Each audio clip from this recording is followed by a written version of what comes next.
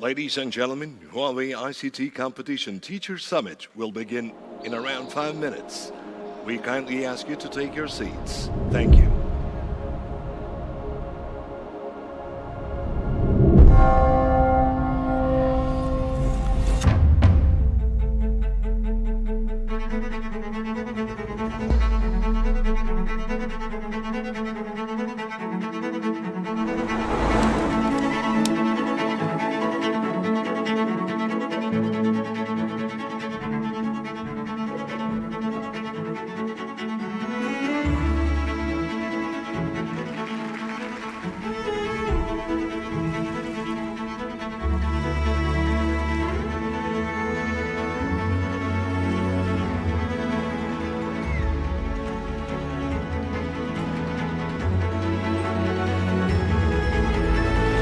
Ladies and gentlemen, Huawei ICT Competition Teachers Summit will begin shortly. We kindly ask you to take your seats. Thank you.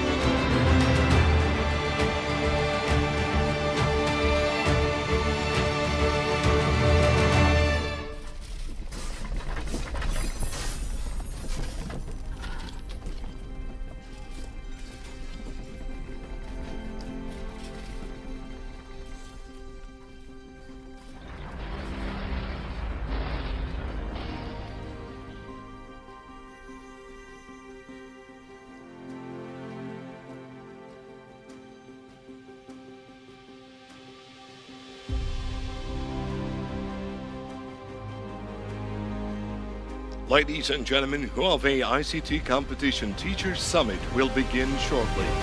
We kindly ask you to take your seats. Thank you.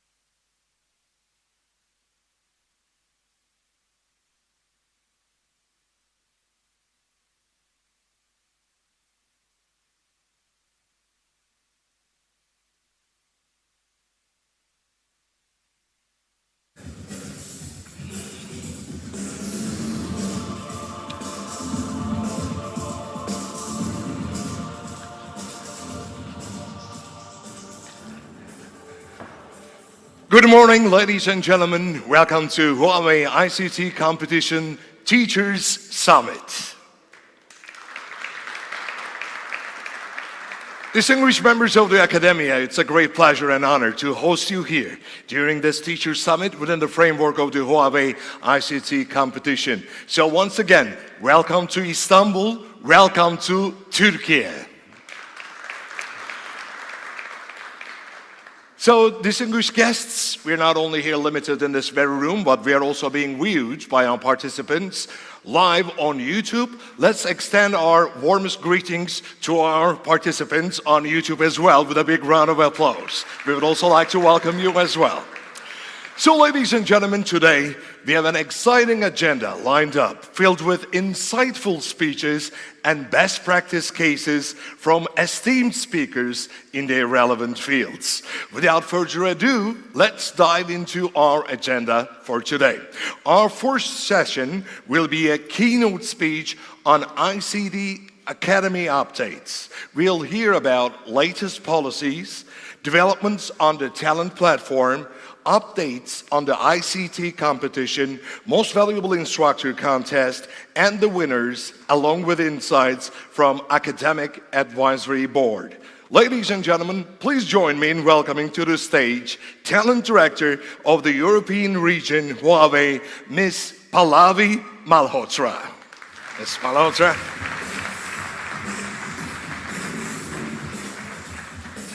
Many thanks.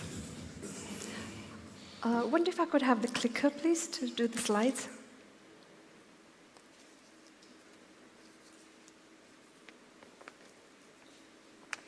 Okay, so while that's coming, good night then. Good morning, ladies and gentlemen, and esteemed colleagues. I'm delighted to welcome you to the Huawei European, thank you very much, ICT Competition 2024 Regional Awards. Thank you for my height. Teacher Summit. Thank you for joining us today in person at this lovely venue, and also we have colleagues joining us, as it was mentioned, online. So this event is being streamed live. It's wonderful to see so many familiar faces, and it's great to meet new faces, new colleagues. It's great to be back in beautiful Turkey. It's been almost 1 year since my last visit. That was an absolutely thoroughly enjoyable visit as well, and I'm sure this will be as well, and it has been so far. This event, ladies and gentlemen, is extra special, as it's our very first Europe-wide regional on-site event since pre-COVID. We hope that you will enjoy the Teachers Summit and actively participate in today's interactive panel discussion. Your views and suggestions are very important to us, because it's your valuable feedback that will help us with continued development of the Huawei ICT Academy program, offer, and all related activities. So, first of all, let's start with a quick recap. We've forgotten a lot of things since COVID lockdown. On the history of the ICT Academy program since it was introduced outside of China and in Europe in 2014. So the whole program started in 2013 in China. It was introduced outside of China in 2014. So this was just like, oh, we have a program, is anybody interested? And yes, there was a lot of interest. So in 2015, we had our very first ICT Academy register. And this was University of Alicante from Spain. So I'm just going through some of the key milestones for every single year. So you can see there's been constant development throughout. 2016, European ICT Academy started to deliver the program. So 2015, they just signed. And 2016, we had to go through the training, and then they started delivering to students. In 2017, we actually opened a formal academic advisory board, and this was in the UK. And it was very, very successful. So I have something to tell you later on about the advisory board, and I hope that you will all be excited about it as much as I am. In 2018, we entered the competition, and we won a prize at the global finals in the first year. So that really started the ball rolling and kick-started everything. And after that, more and more students were participating every single year, and there was more interest from students and from academies. In 2019, the integration of Huawei courses were completed with Pearson edXL, and our courses, Huawei courses, are mentioned along with other major vendors. And if students complete the main program and they're actually using Huawei materials to complete their modules, then they also actually can get additional credits for that. And then in 2019, as you know, towards the end of the year, we were all in lockdown. So in 2020, we wanted to do something special because university students weren't going into university. So we thought, okay, let's look to see what we can do and what we can provide. So what we did was we created a program called Learn On. This was an online program, and instead of just opening it up to the universities and students, we actually opened it up to everyone within UK. That's where it first started. Now, it was so popular there in UK because everybody participated, whether it was furlough workers, unemployed, the general community. So then the program was rolled out in 60 countries. So there are a number of initiatives that have kicked off and started in UK and have rolled on. So 2021, I mentioned, is rolled out to 60 countries. And then in 2021, and we have Professor Liu here, who actually, right from the beginning, has been involved with the program in UK. And I'll show you a best case study from there as well. Unfortunately, UK is no longer in our region, and that's very sad, but it's great to have Professor back on board on other programs with other organizations. So university already became the first IASC. So you're wondering, what is an IASC? So at the moment, I'll just tell you what it stands for, the acronym is ICT Academy Support Center. We'll go into a little bit more detail on what that actually entails and what it means. 2022, we had the first online award ceremony during the COVID, all online. And then in 2023, last year, there was a big change, organizational change. So we had two regions within Europe. We had Western Europe, Central Europe, Eastern Europe, and Nordic regions. So what happened there is that all of the regions combined to form one big Europe. And the ICT Academy program, it moved. It moved into a very prominent department, and we have our president, Mr. Xu, here today, who is the president of the ICT Marketing and Strategy for Europe. So this is great. That's why now the ICT Academy has such a huge profile and is considered at a very high level within the organization.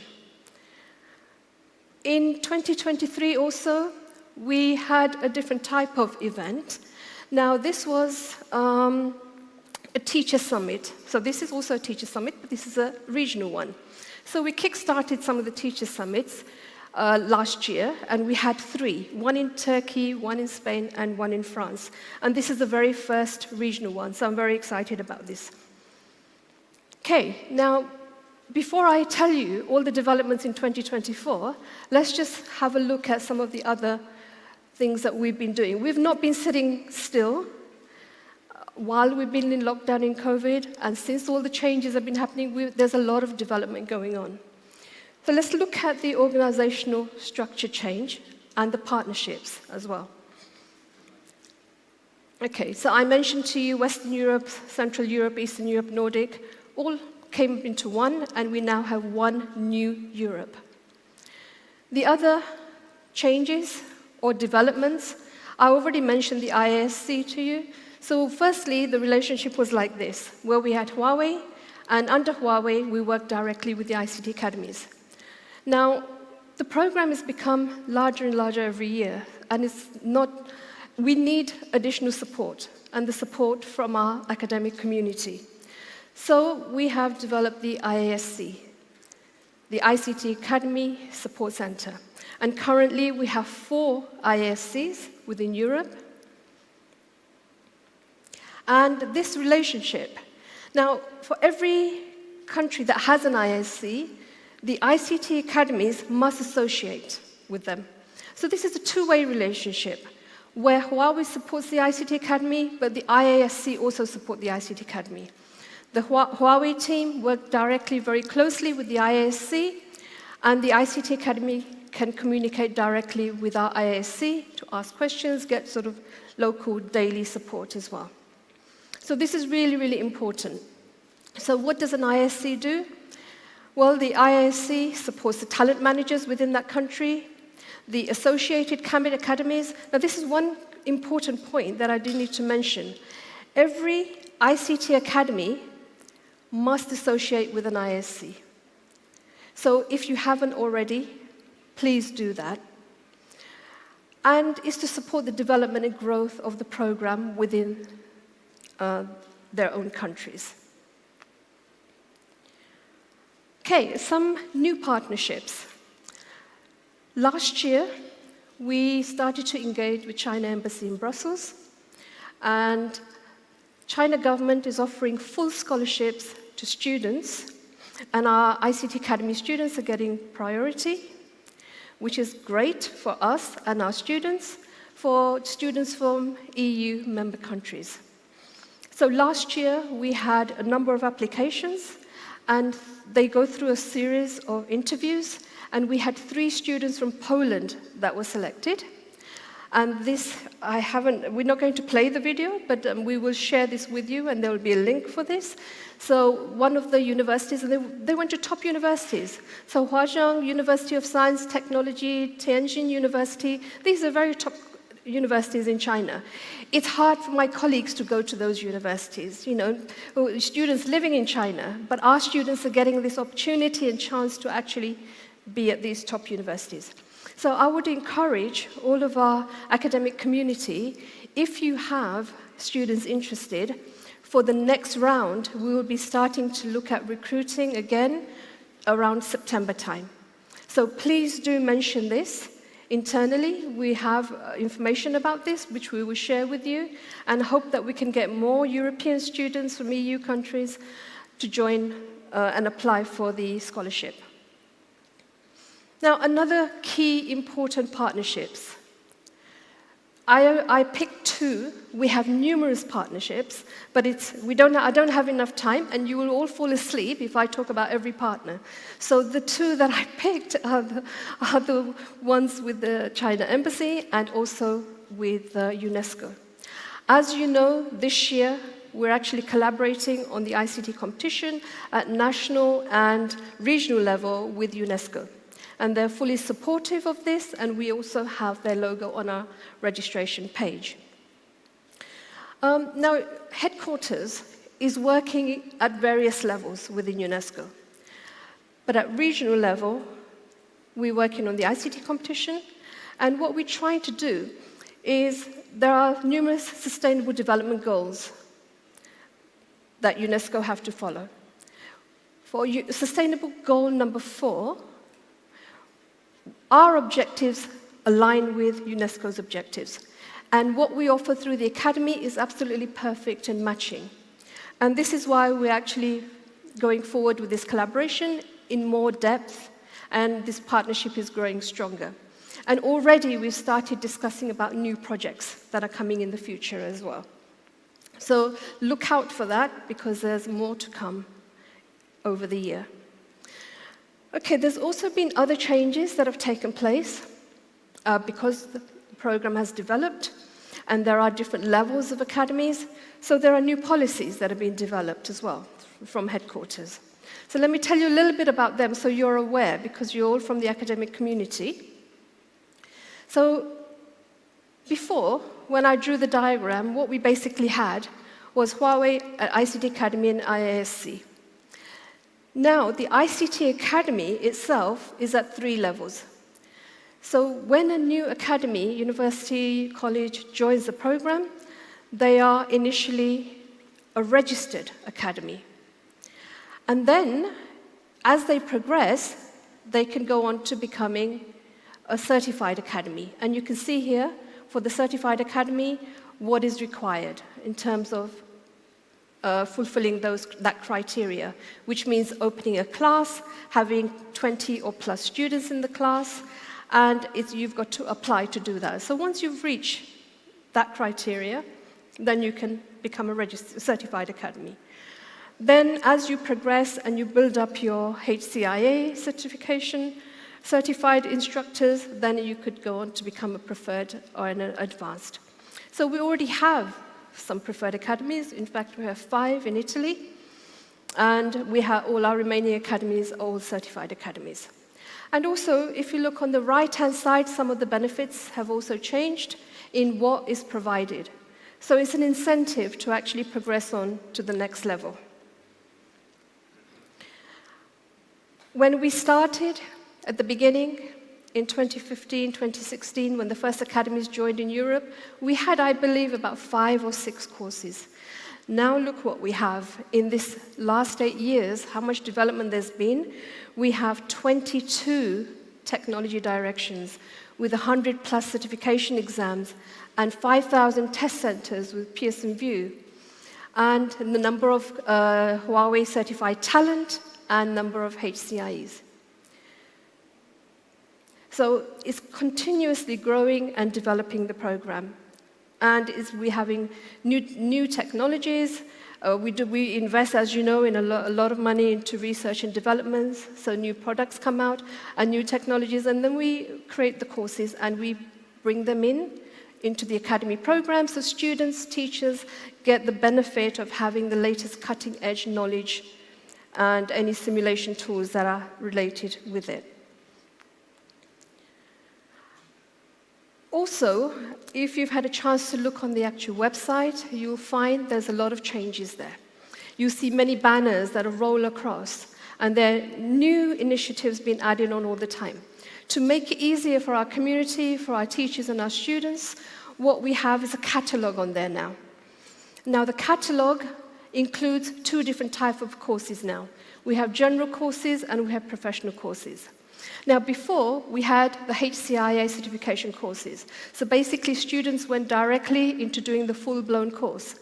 But then there are students who start this course and they say, well, actually, I want to do the other one. You know, well, I'm doing data comms, I want to do cloud. So what we've done is we've created some general courses. And these are like taster courses, but they also can be prerequisites to the main HCIA program as well. So it gives the students a chance to taste before buying, which is great because it helps them to make the right decision in the end. And you have a greater retention rate as well among your student community. But we've also introduced a map, a roadmap, which then guides students into if there's a particular area they want to look at, whether it's programming or whether it's artificial intelligence, whatever it may be, it tells them which courses are available for that particular technology direction. And then now, a new development is that we have been translating some of the courses. As you know, primarily the courses are in English and in Chinese, in Mandarin. So we have now numerous languages. So when our students and teachers go on to and have a look at the catalog, these links here where you see the ticks are actually hyperlinks. So you don't have to keep searching anywhere else. You can click on it, it will take you directly onto the course. But obviously, that's going directly into a particular course on the MOOC side, and then enrolling onto that course. But there's also the option for teachers, and this is the option I would suggest that all teachers take, is to, within their ICT Academy environment, that they actually open a class. Now, this is a virtual class, and it's really easy because this virtual classroom pulls together all of the resources, whether it's theory or practical or simulation tools, it pulls everything together. So you don't have to worry. And the other benefit is that the teacher who has opened the class, the instructor, can actually check to see the learning progress of the students and what the results are. Because each course, as you know, has a quiz on there. It also has an end of course exam as well. So this is really important because it helps you to know how your students are progressing.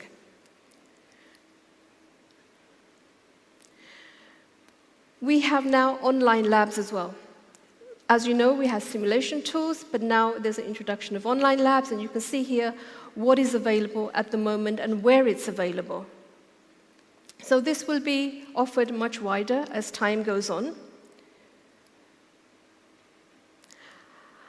Another new thing which I think is great. As you know, within the courses, when students enroll, they complete the course, and then they get a certification if they sit the HCIA certification exam. But some students have worked, and maybe they don't take the exam. It's not compulsory, it's optional. Teachers also can take the exam. We would recommend that they do. But there has to be some recognition for the work that they put in. It's not just taking the exam at the end. So we've introduced the Huawei ICT Academy Digital Badge Scheme.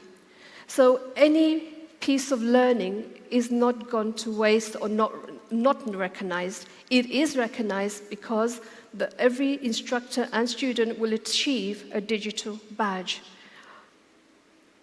as they go through the program and make achievements and pass.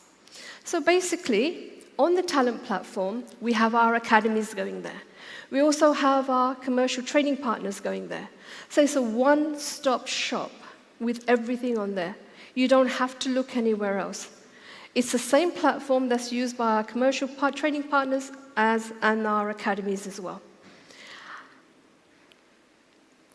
Okay, now that was what the Academy offers as globally to everyone. In addition to that, within Europe, what we've actually done is we've actually created some forum groups for teachers and for students. Now, this community brings students and teachers together throughout Europe. And every teacher and student can join on there. And if they have questions, if we're doing any activities, competitions, whatever we may be doing, it's not just ICT competition. There are many local competitions that have been held within universities or within the country. We can make announcements on here, and we can work collaboratively. It creates a community where students can ask a question. We have a team of experts at our support center who can then answer that question.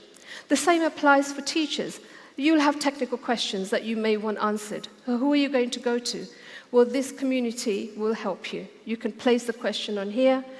Experts from Huawei will provide an answer within 24 hours, but depending on the complexity of the question, it could be a little longer. So this is a great platform for everyone to engage on. We talked about the IASC earlier and what it stands for, the acronym. So how does the organization become an ISC? Well, firstly, they must be an ICT Academy and meeting the criteria of being a certified academy at the minimum. The invitation to become an ISC is an invitation from Huawei. So it's not something you can apply for, but it's an invitation.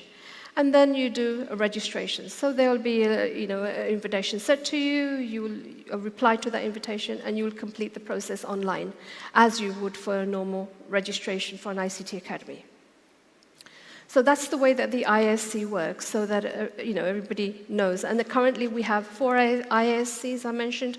There's an ISC in France, in Italy, in Spain, and in Turkey as well. Okay, and here is Professor Liu, I mentioned. Initially this is an example, a good case study that's used globally. And this is used by all regions to show how well Henley Business School, University of Reading has performed. It was our best academy, our best ISC. And it's great to have you back on board, Professor. Okay, so that brings us to current status, initiatives. What have we been doing? Let's just have a quick look. We've talked about a few things already. Now, for the ICT Academy, these are the numbers. We have 110 plus participating countries. 2,600 plus Huawei ICT Academies globally. It's growing all the time. 11,000 ICT Academy instructors. That number is also growing. And we have over 200,000 students annually that are registered on the program and complete courses as well. So what is the Academy about? Well, it's all about promoting digital inclusion. We're looking at the SDG 4 goals, working in alignment with our partners. It's something that we offer as part of our social responsibility, social and corporate responsibility from Huawei. We're bringing cutting-edge technologies. We're putting them directly into the hands of teachers and students so they don't have to look elsewhere. They have everything there. We update the content, and teachers and students have access to the latest information. Now, on the ICT competition, please note the logo with UNESCO. Europe is the only region that has UNESCO's logo on there, and I'm very, very proud about that. And we're working very close with UNESCO. So it's a great partnership. And here, I won't read out all the numbers to you, but what I do want to say is we had the largest number of registrations this year, the most number of countries throughout Europe participating in the competition as well. And I believe it's as a result of the collaboration between Huawei ICT Academy and UNESCO as an organization. And for the first time, we've got 17 qualifying teams at regional level. So later on, I'm sure you'll enjoy the award ceremony, where students will be presented with their certificates and prizes in recognition. So this is a great platform for students to be able to showcase their skills and be able to put themselves out there, gain the confidence, and for companies to see that if there were 750,000 applications globally, by the way, for the competition.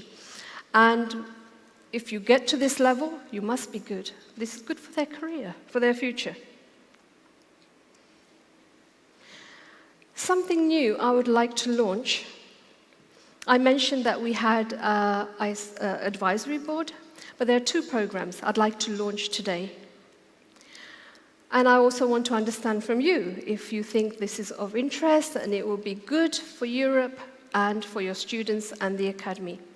So, firstly, the Student Ambassador Program, which we're launching. And later on this afternoon, we'll be welcoming 11 student ambassadors. This is the first time we're starting this across Europe, 4 countries. Also, we're starting up the launch of the European Academic Advisory Board, where we had the UK one. Now we're going to start a Europe one. So everybody has a chance to air their views, to voice your opinions, to give your feedback and your comments on how you think the Academy program can be improved. What else can we add? How is it going to benefit you as an organization? How is it going to benefit your teachers? What do you want more from us? We want to know. Because this is not as I've mentioned many times to many colleagues, it's not an off-the-shelf program. We say, here you go. This is what you get. And this is the only color you can have. No, it's not like that. Because we work in different ways, customizable ways with our academic community. So I'm really pleased to launch these 2 initiatives. And if any academies here are interested in participating within the Academic Advisory Board, please do contact your local country talent manager and let them know. Because this is just the launch, and the rest of the work will begin once you express your interest. Now, I want to introduce you to a new member of our family. Okay.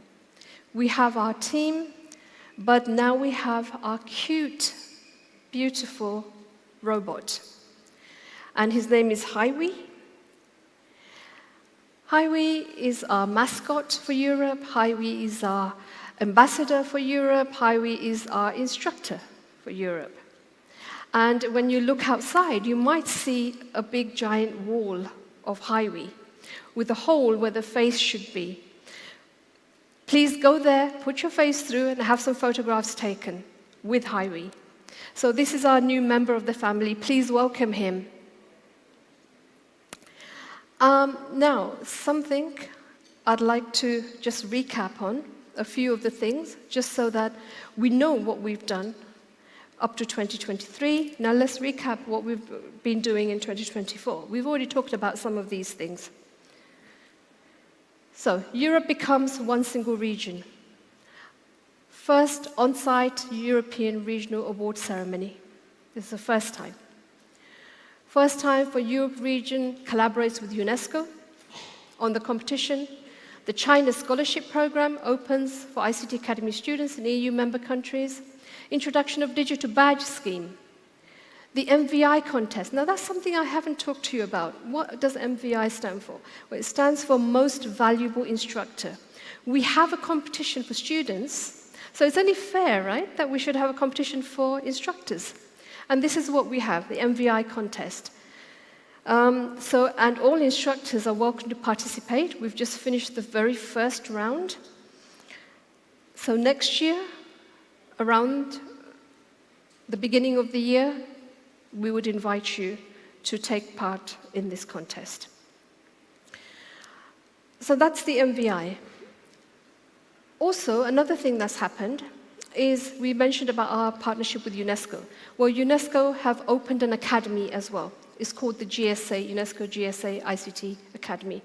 Now, this has been done in collaboration with headquarters, and it's open, it widens participation, and fulfills some of those objectives of SDG 4, which I mentioned, and it opens it up to everybody. So this is great. Not only that, but it's also been, new websites have been developed in different languages, so it's accessible by many more people, which is fantastic. The launch of the European Ambassador Program, which I mentioned to you, the launch of the advisory board, and our beautiful, cute little mascot, Huawei. Now, before I end, I would like to please hand a round of applause for our 3 MVI winners for this year. We have Professor Adelmo De Santis, who is here and will be a keynote speaker very shortly. Please. And please, let me tell you, it wasn't easy. They were grilled at regional level, at headquarters level, and they were asked very, very difficult questions. They've done some exceptional work, and soon they will be able to share their journey with you. Professor Pedro Riog.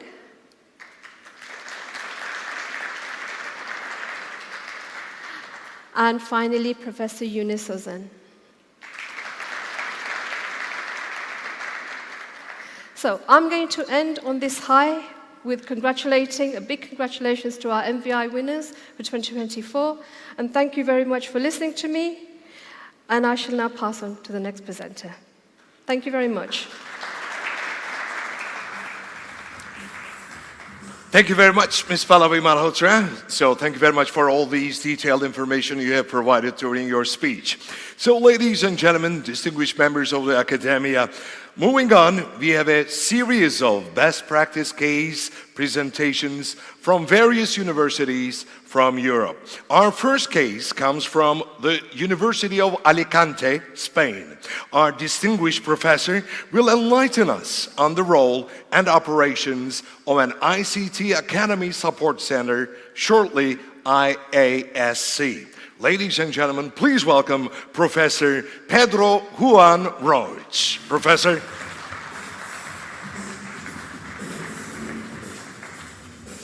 Hi. Thank you. Good morning to everyone. And let's start my presentation. It's an honor for me to be here today in Istanbul. And well, my name is Pedro Juan Roig. I'm coming from Spain. I'm representing University of Alicante, which is the ISC in Spain. Oops, 1 second. Okay, so University of Alicante started as an HEINA, back in 2014. HEINA was the previous name of the Huawei ICT Academy, right? So it was just the first university, or the first Huawei ICT Academy. We started back in 2014. Here we have a picture with our rector and the representative of Huawei. This event was reported also in in national press on the left-hand side and in regional press in the right-hand side. And in 2015, we have our first promotion of students of Huawei. There we have a picture of them. And the best student in that year was awarded a special work from the Western Europe representative at that time, who was Koen Wigan. During the years, or after that point, we taught different kind of Huawei courses. We started with the HCAA routing and switching course, courses. After that, we started with Huawei HIA Cloud. And recently, we started with more innovative courses such as 5G, IoT, AI, and so on. And these events have been reported also in national press on the left-hand side and in local press on the right-hand side. And now in 2022, we just started as the first AIC,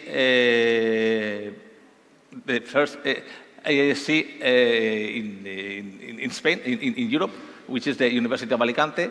In the picture, we have our academy manager and the representative of Huawei. From that point, three quick questions for the management of Huawei ICT Academies in AHC. First question, how do we work with those academies?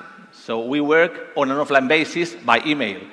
This is what the competitors do. All the competitors you can imagine just work on an offline basis, basically by email. But of course, if we have to call some academies, we will have to do some online chats. We do it, but basically it's offline.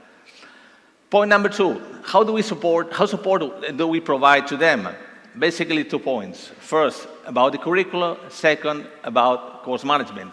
When we talk about curricula, is that we offer the different HCIA tracks, namely datacom, security, wireless, 5G, IoT, AI. And when we talk about course management, we talk about creating classes, adding students, and so on. And the third point is, what services do we give to ICT academies? Basically, 2 other points, instructor training and academy management.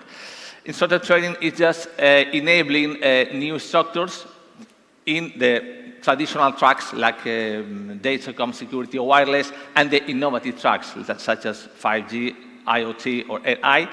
And when we talk about academy management, we talk about certification and renewal of Huawei ICT academies. And apart of that, we just do other specific special actions or activities. For example, we do a lot of road shows. We did more than 25 road shows, mostly in Spain. Those road shows are based for instructors. We just do some road shows all over Spain. We have all the regions of Spain. We've been doing road shows in the different regions in Spain. And we also do it for students. For example, in some specific competitions, such as the Spanish skills, for example, we organize some road shows for students in order for them to introduce them to Huawei technologies, datacom, security, 5G, and so on. For instance, or another activity we do is just the Teacher Summit in Spain with the University of Alicante and Huawei. Here we have. In those Teacher Summit, we just talk about how the Academy is doing, the courses we're offering. And for example, in this last edition, we talked about the EU Micro-Credentials Program that we will talk later on. There we have, that Teacher Summit was organized online. We had plenty of teachers from all over Spain. It means that this program is very interesting for the teachers of different subjects. Here we have another picture of it, a lot of teachers. Events, we organize a lot of events. For example, we organize some industry master classes, for example, talking about 5G, IoT, AI. We organize, for example, recruitment events just for students just to get into the labor market. For instance, we organize as well a tools catalog in 2021, just in order just to help local companies working in the tools market. For instance, more master classes in a different year as well, 5G, IoT, AI, more IoT classes, more, okay, we'll pass this. We also work hard at the University of Alicante just to prepare students for Huawei ICT competitions that we will talk in a moment, and in order to prepare students for ICT certifications. We are working with physical gear, and we're working also with software and with remote labs. In this case, we have Huawei webinars, we have headaches, we have the ENSP software, just in order to prepare the students into the Huawei technologies. And probably the most important thing in our academy, and I think also in yours, are the students, right? So we just prepared more than 200 students trained in Huawei technologies, and we also got more than 70 students who already got the HCIA or HCIP certifications. Some of those students get in relevant positions in the labor market. Maybe Cristobal, who works for Telefónica. Telefónica is the champion in the Spanish telecommunication market. For example, Juan Antonio is working for a cybersecurity company. For example, Enrique is working in the headquarters of Juniper. For example, Jesus is working also for another cybersecurity company, or Lydia, who is working for an internet service provider. All of them were our students. All of them got certified with HCIA, and after that, they got relevant positions in the labor market. Also, just a picture of myself. I was the first HCIE certified and also a Huawei ICT Academy instructor. We got it some years ago. And finally, we also took part in the Huawei skills competitions since the first edition. For example, this is a picture of the first edition. The first edition was celebrated in the year 2016-2017. This is a picture of my colleague Julio here. He was the instructor. These are the guys over there. And that year, we got the third position in the networking track, so it was a good position. The next year, in 2017-2018, we prepared two teams. We got a team prepared for the networking track, and another team prepared for the cloud track. The work in the team in the networking track got a third position worldwide. I'm talking about the finals in China. And the team in the cloud track got the second position, so we are very proud of those guys. Maybe the best position we reached was in that year, 2018, 2019. This year, we also got two teams, one team for the network track, another team for the cloud track. Both teams got the second position, which was a fantastic achievement. So being a worldwide competition, we are very proud of those guys. Some of those guys are working for IBM, some of those guys are working for another big company. So this experience got them prepared for the big companies. And also in 2020, we also got we participated in the innovation track. It was the first time the innovation track was released by Huawei, so we participated in the first edition of the innovation track. My colleague Julio was the instructor of that team. And those three guys, the guys on the left, just participated in the competition and got the third prize. Those guys, one of them is working in the Alicante airport, the other one is working for a cybersecurity company, another one is about to finish a PhD. So those guys were, this experience, after that they told us that it got them prepared, and it was a nice and relevant experience to get into the companies they are working at that moment. We also presented another team in 2022 to the networking track. We also got the third position in the networking track. And finally, for this year, we have two teams. We have one team prepared for the network track, and we have another team for the innovation track. The team for the networking track is managed by my colleague Julio. The team in the innovation track is managed by my other colleague Julio as well. They both got a third position in the regional competition, and we hope that they will do a good job in the final competition in China. So we hope that they do it right. And as I told you, the students are the best assets we have in order just to promote the Huawei courses. And for me, this is it. Thanks very much for your attention. And that's it. Cheers. Thank you very much, Professor Roy. Cheers. And we are more than thankful for your great contribution for the success of the project. So, ladies and gentlemen, next up, we have a case from a Turkish university this time. Esteemed professor from Yalova University will share insights on opening classes on the talent platform, encouraging students into science, technology, engineering, and mathematics, and ICT competition, along with some inspiring student success stories. Ladies and gentlemen, please welcome Professor Yunus Özen. Hello. Thank you. Teşekkür ederim. Good morning, everyone. I'm really happy to be here. Now, okay, my slides maybe. Oh, it's coming. Now, today I'll share you the ICT Academy Yalova University experience. I'm working at Yalova University, you know. As Pallavi mentioned, more than hundreds of countries are participating to Huawei ICT Academy program now. In Turkey, Huawei was running the program in top 20 universities first.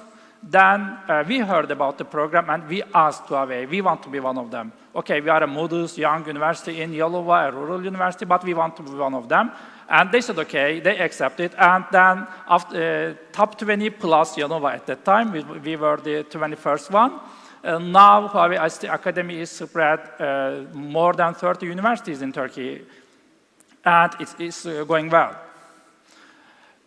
In our university, you know, ICT Academy Talent Platform, you create virtual classrooms and put the course materials, and Huawei provides the initial material, the textbook, the video tutorial with subtitles, and the textbook, the practical simulation, and so on. And in 3 years, we created more than 30 virtual classrooms in our university. New ones are opened as needed. And in our university, the easiest way is to use that material in ICT Academy platform, embedding that to the courses you already have in the university. We are doing it. We are embedding the content to our undergraduate, master level, PhD level courses, such as datacom, AI, cloud computing, security, and 5G, most of the technology directions. Last year, Huawei talent manager and Tamara from Dubai visited our rector and dean of engineering faculty to discuss about an university-wide elective course. You know, in universities, students take university elective courses. Every student can take it. Now, it is accepted in our university, and this semester, we are running that Python programming course for all students, from management students, from law faculty, for the other engineering departments, for everyone. We have more than 40 students, and it is going very good, and we have good feedback for the course. We will add more courses, more university elective courses in the next years. Huawei ICT Academy platform provides the global ICT competition, you know. It's happening more than 10 years, but in Turkey, at 2021 and 2022 education period, they decided to participate that competition. The first year, only Yalova University network team was qualified for the global final in practice exams. Unfortunately, at that time, because of the pandemic, COVID-19, we participated online to the ceremony in China. Last year, the second year in Turkey, we had two teams, one team from the network category and one team from cloud category. They are qualified for the world final after regional exam, you know, national level, regional level, and global final. We went to China, represented our country and the region. It was a very good experience for me and for our students to be in Shenzhen in the global competition. And this year, another group of cloud computing, we are also qualified for the world final. We are ready to go to China for global competition. They are getting ready. You see the pictures. In our university, mostly the teams are from girls, you know. last year and this year. In Turkey, the talent manager is also a woman, Pallavi. And I put my boys in a room and I said, okay, we support diversity. You will be successful. Don't be strong. You will do whatever the girls do in our university. And we are encouraging the boys to be successful like the girls. Now the certification, the ICT Academy platform provides a voucher for professional certifications that are recognized for industry globally.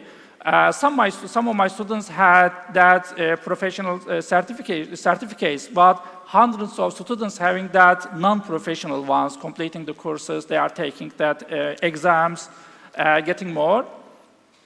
And after these 3 years, I see that some of my students are joining the Huawei task force. Huawei has the big R&D center in China, and the second big one is in Turkey. There are more than 1,000 engineers working in R&D center in Istanbul.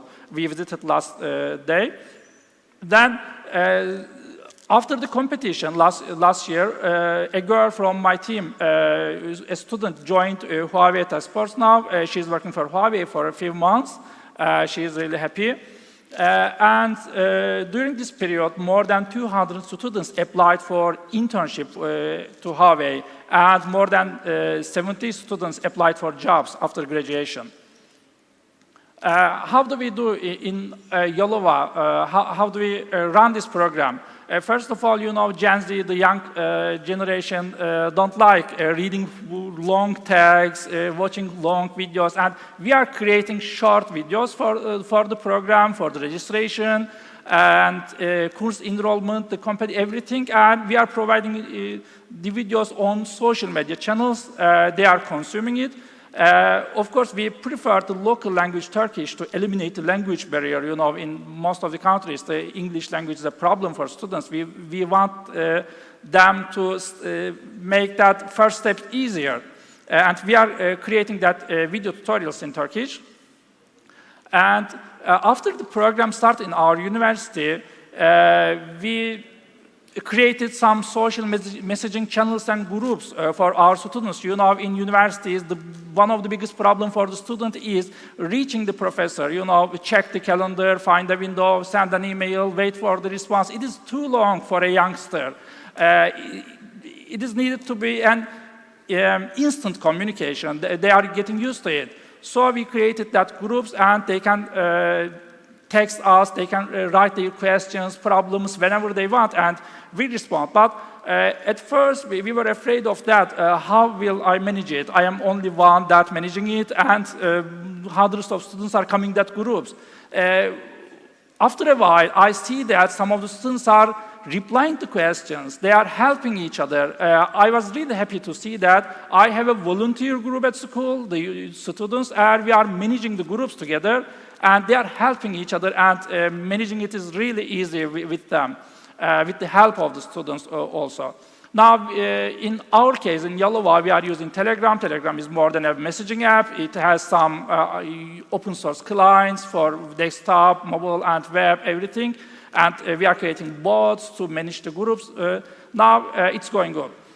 Now we are using these social messaging channels and groups to reach our students and immediately answer their questions.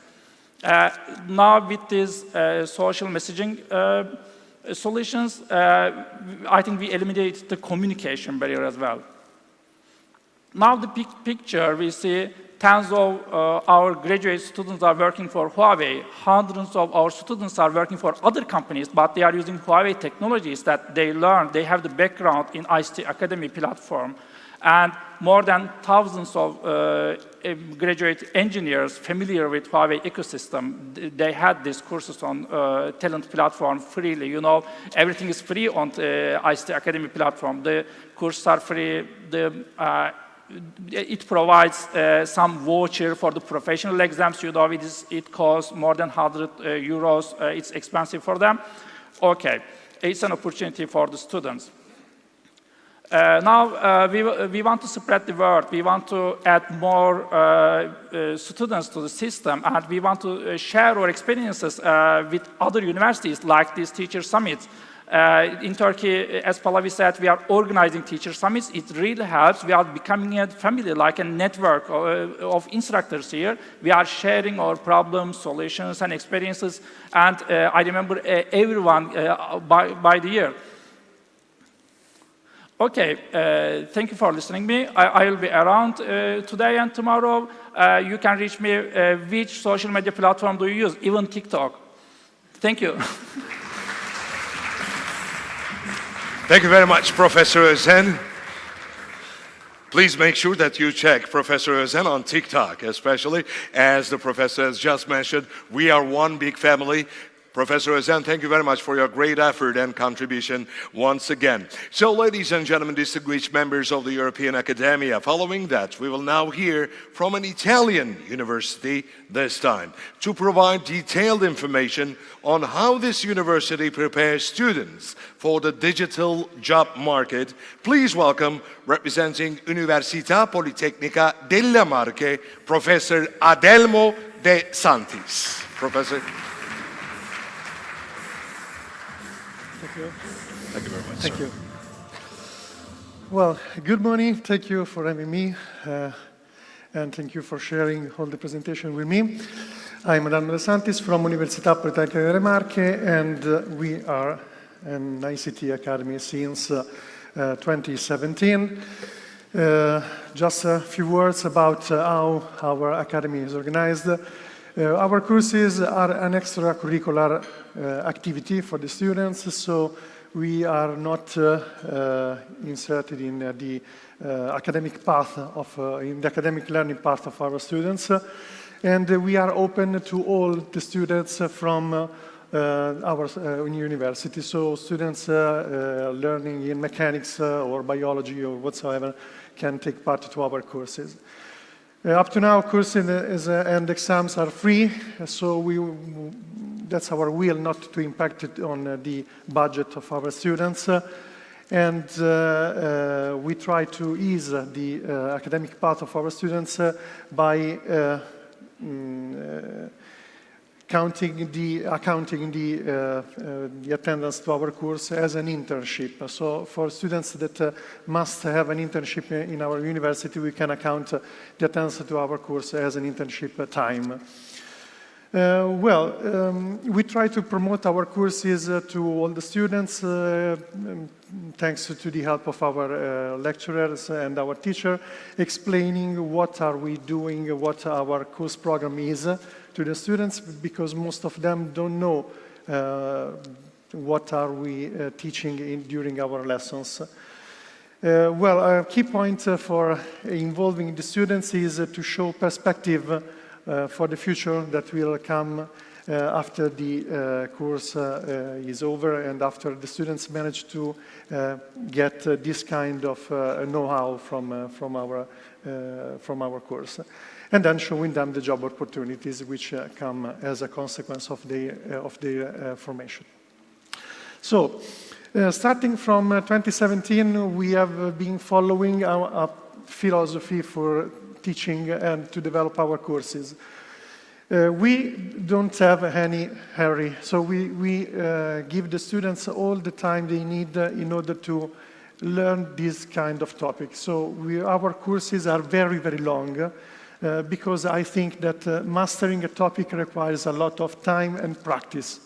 So we do not hurry up during the course. We have a small class, not bigger than 18, maximum 20 students, because I want to have enough time to interact with students, to help them solving problems, even if it requires 1 hour per student. So during the lectures, we often share information, experiences. Sometimes students bring their own devices. Okay, I have a problem with my router at home. Let's see where the problem lies and so on. Because I think that having an informal approach with the students will help in knowledge transmission and in learning. One point is the one that is driving us during the academy. Networking knowledge can change student life because we have the proof of this. We have many students that got a job after attending to our course, and thanks to what they have learned in our Huawei course. We had some minor revision to the Huawei topics in the certification program, in the certification path.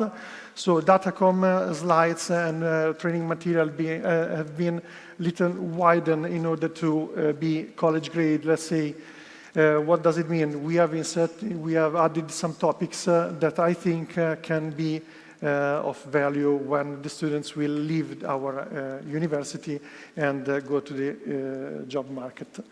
So some picture about our course and lab life.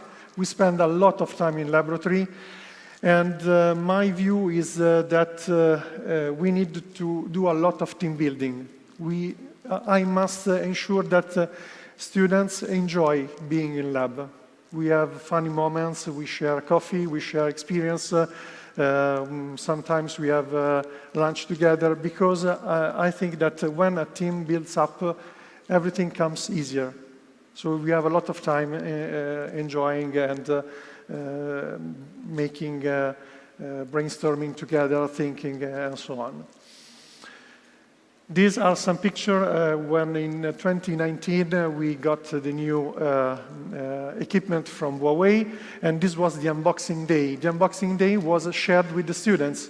Okay, we have plenty of boxes, let's open together. Let's have fun opening together, fixing everything, cabling, installing power supplies, and so on, because students have the need to touch what are going to use then in their job life. And then it was a very fun moment, very fun. Competition. The competition is a key point of our course. We fall in love with the competition at first sight. So we joined the competition in 2017.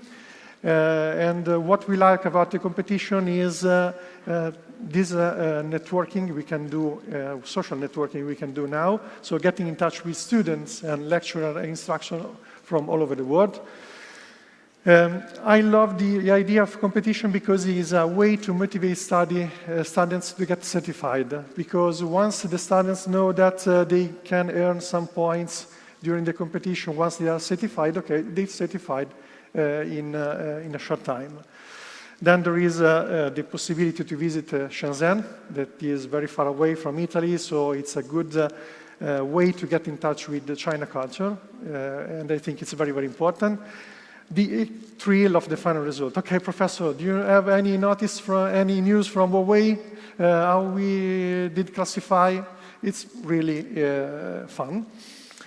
The first competition was in 2017, as I mentioned before. We got the first, second, and third place on a regional ranking. That year we had the Magic team, and this year we have the Magic year because we had the two teams taking part in the competition, and for the first time in our team there were two girls, and we are very, very happy that we managed to have some girls joining us even in the competition. So these are some pictures from 2018, our ceremony. We had the same picture in the presentation of the colleague from Spain, 2018 global final, and 2018 with the head of Università Politecnica del Marche, Professor Saurolonghi. Then we were in reading also in 2019 with Davide and the Spanish team.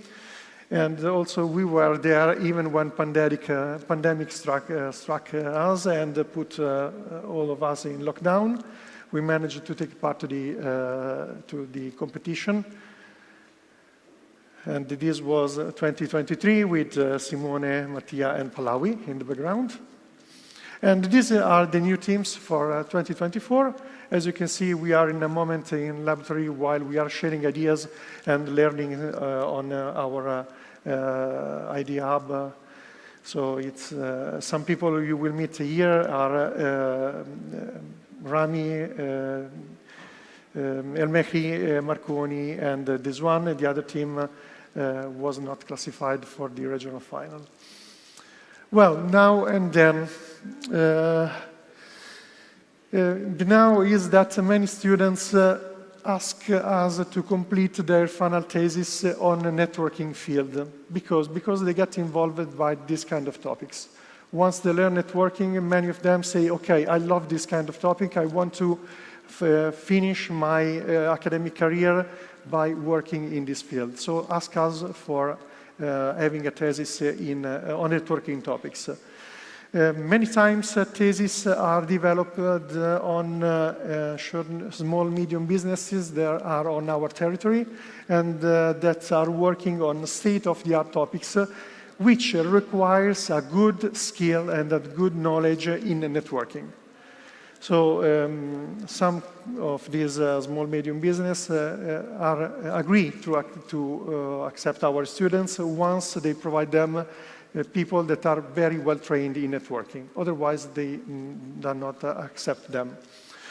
So some numbers from our small academy. We have so far 113 students taking part to our courses. 27 of them so far are, got the certification, but we have 30 plus theses dealing on networking and 14 girls attending to our course. This number I want to increase in the following years, and we have a strategy for this. So some good results we had. These people you see in this slide attended to our course having little or no knowledge about networking and now are working in networking field with very good results. So Cliti Coppola, Sebastiano Secchieroli, which I think you know very well. Filippo Mingo, Alessandro Illuminati, which now is an ICT engineer at Lega del Filo d'Oro. Filippo is working in Eritel, ICT company near Ancona. Filippo Pimpini was in 2020, worked for business developing a very interesting thesis based on networking, and it was his starting point for his career. Then we have Marco Fortuna, which was able to enter the Firefighters Corps in Italy thanks to the knowledge acquired during our Huawei course, because he was asked about ICT questions during his exam. Then we have the most new one are Filippo Belelli and Riccardo Camilletti, which were hired by a company near our university in December 2023 after completing our competition and our course in networking in the last year. So these are success stories, are the paradigm win-win in which we learn from the students, they learn from us something about networking that will change their life. And this is maybe the thing that makes me more proud and motivate me to go on with the academy, with the courses and so on. So we try to get in touch with the small, medium businesses in the Ancona territory to prepare students for the job market. How we get in touch? We have some formal channels during Università Politecnica delle Marche job days. When we get in touch with the small, medium business, we present them what are we doing to prepare our students, so what are the contents of our courses. Then sometimes we ask for a short webinar. So the business is required to take part to one of our lessons and present itself. So what we required, what are the requirements we have for the engineers that want to work with us. In this way, we can motivate students to attend our courses, and we can understand how to tailor the courses in order to be more effective in the job market. And then sometimes we have some shortcut with human resources manager, which we can send the curricula directly. Sometimes we have the CEOs of business that ask us for curricula from students, and this kind of request is sometimes very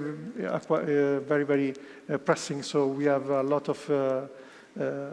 of businesses that are asking us every day for curricula.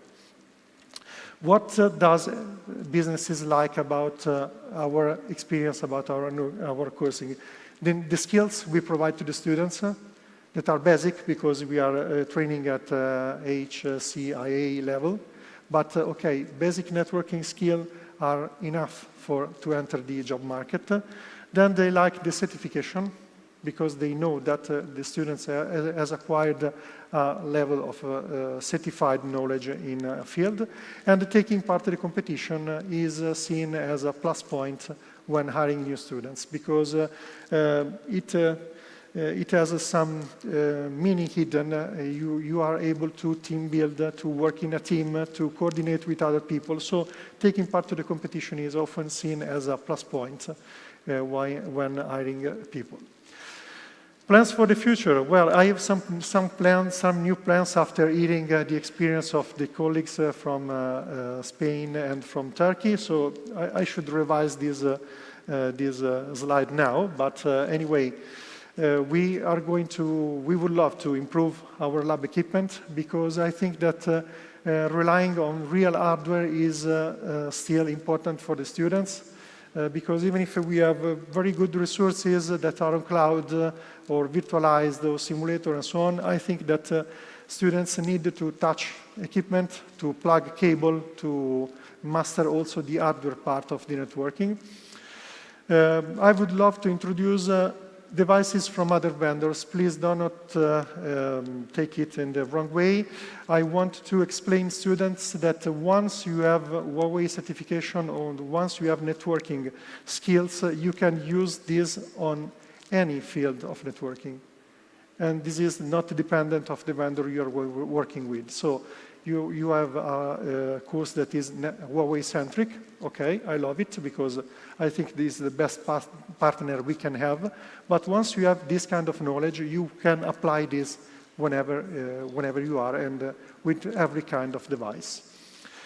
I would love to increase the number of certified students, and this will be accomplished by explaining the students what a certification is and how much important it is to accomplish this kind of goal. I would love to import some topics from HCIP certification path, especially the one dealing with the BGP. But okay, I must study it on myself at first, and I must find some time to do so. Increase the number of women taking part in the course. How to accomplish this? Let women talk to women. So I will ask to the girls that took part to our certification program to talk with other girls, because sometimes girls that are very focused on the academic part, on the academic path, think that they will not fit in this kind of course. I'm not able to understand networking and so on. So I will try to improve this kind of aspect. And then I will try to widen the number of small, medium businesses that interact with students in order to have a shortcut for the students to find a job after the university and after our course. So these are my good intentions for upcoming course that will start on June 2024, sorry. And that's all. Thank you for your attention. Thank you very much, Professor De Santis. Thank you for your great contribution. So, ladies and gentlemen, this is Huawei ICT Competition 2023-2024 Europe Teachers Summit. We have had so many distinguished professors on the stage so far, and now, last but not the least, we will have yet another presentation from a French university. This time, namely Estia Institute of Technology. Unfortunately, Professor Michel Bakni couldn't make it to Istanbul and not physically with us, but we have a pre-recorded presentation on developing additional resources for teachers and students. So ladies and gentlemen, please focus your attention on the big screen for the presentation of Professor Michel Bakni.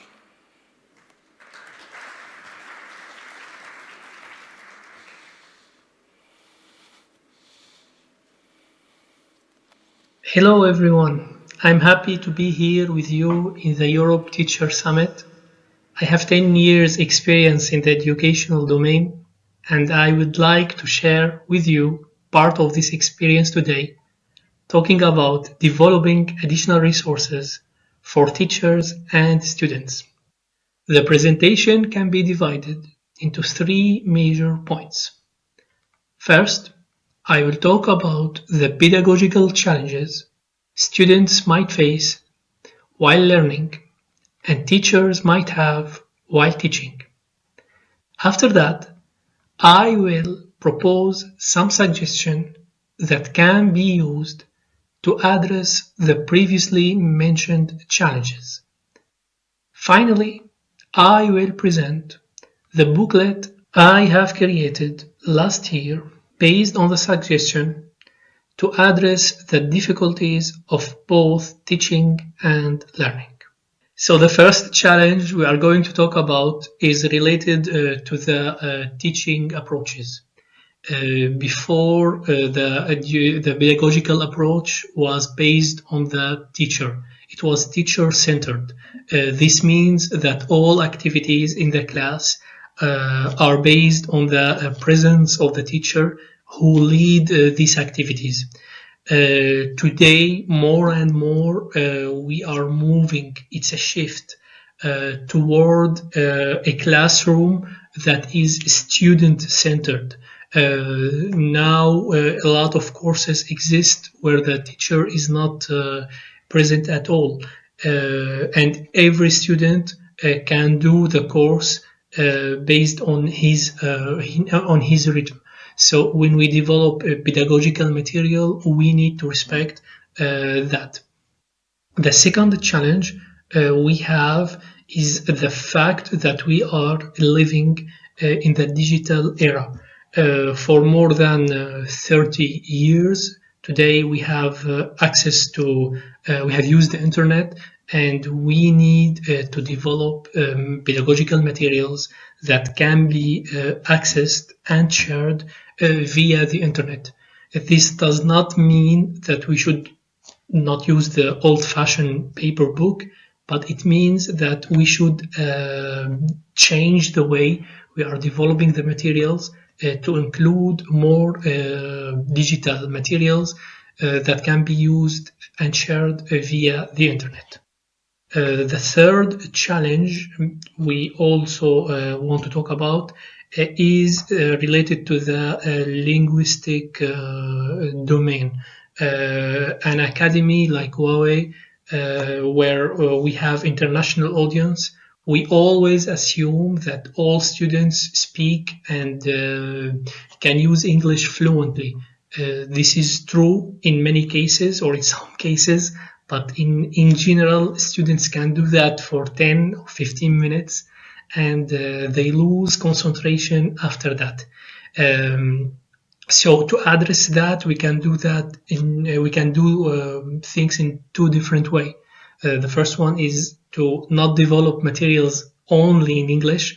This means we need to use local languages where people can hold the sessions for longer time. And the second solution is to use a simplified version of English that everyone can read or use easily. So here are some solutions that can be used to address the previously mentioned challenges. First of all, we should have an easy to access pedagogical materials. These can be divided into 3 points.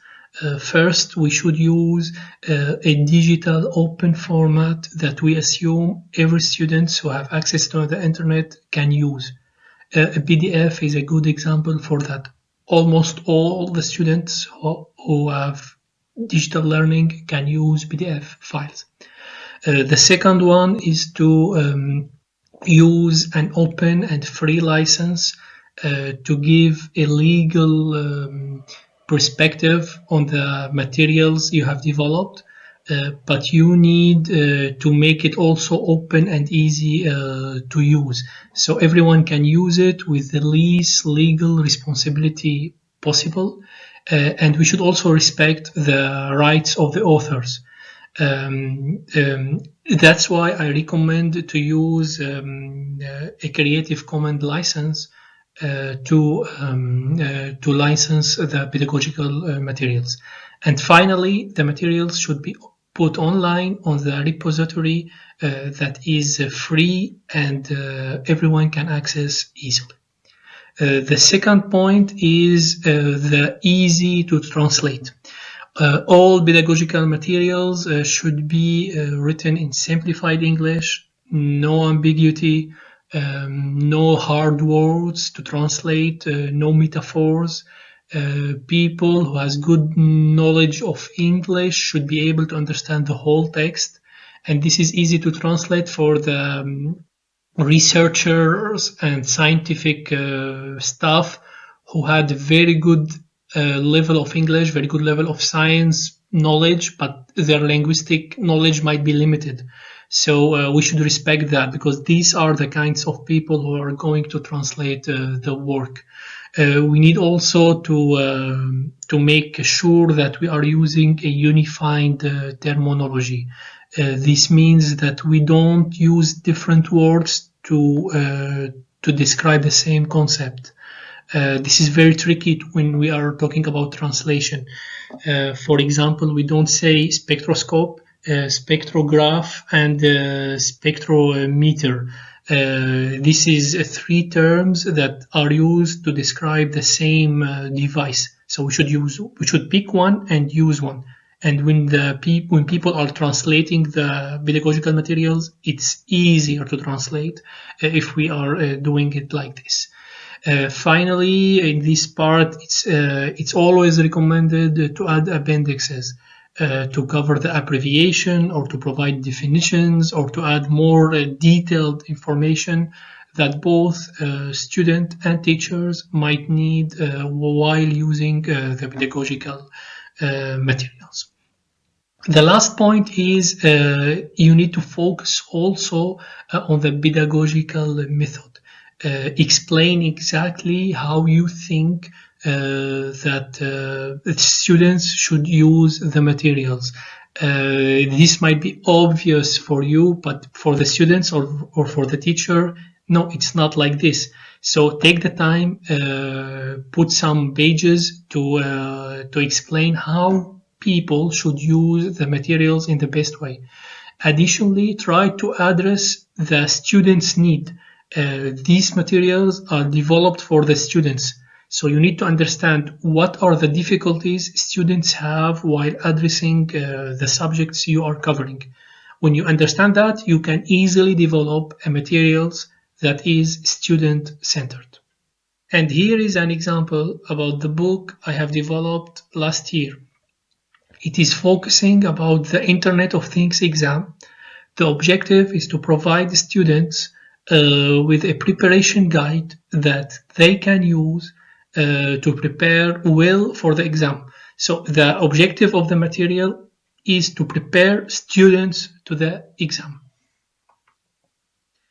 And here I'm showing you how we respected the easy to access criterion. On the right side of the screen, you can see the copyright notice. We respected the trademark of Huawei. So we said this is always a trademark, and all the work we have created is licensed under the CC BY license. So you can see people can share, people can reuse the work with no legal responsibility. The most important thing is they should attribute to the author. The book is in the PDF format and it's online. And I put a QR tag here. You can scan it with your phone and you can directly access the download page and you can have a copy of the book like that, this simple. Regarding the translation and make the document easy to translate and easy to understand for the students, I added a list of abbreviation and a list of definitions. The IoT learning course is one of the most crowded with abbreviations. There is more than 300 acronym in the course. Students always find that very hard.